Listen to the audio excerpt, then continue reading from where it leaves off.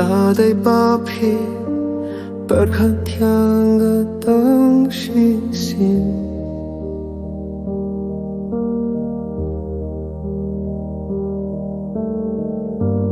kumbanga ju bớt khát kya phi man la kaba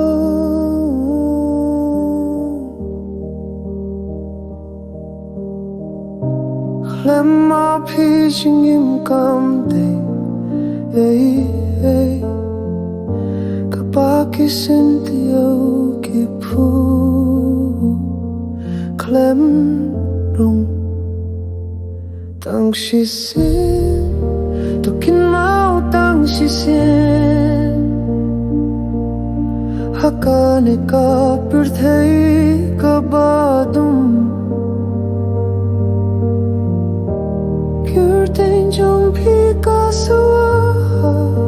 paru saudum Tang Shisien to Kynmaw Tang Shisien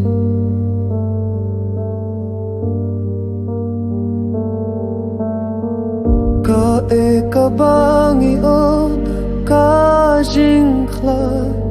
ki umat hakikmat ka jingjinjar ha ka mynsiem nga danglong hi ubri ieit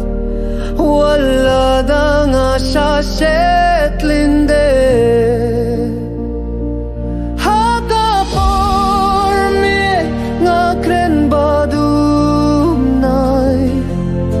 Gapaitia kadur jong pi man kaste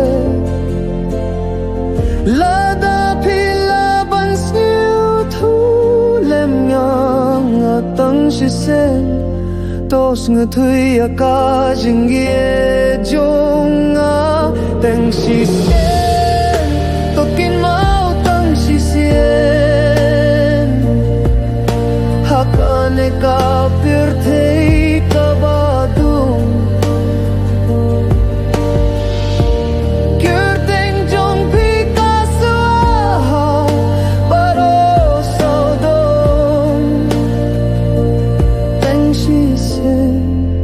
to Kynmaw Tang Shisien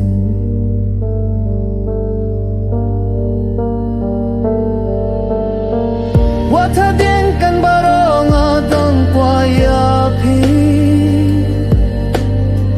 Hakalier nga thoh ka kyrteng jong pi to sngewbha Tang Shisien Tang Shisien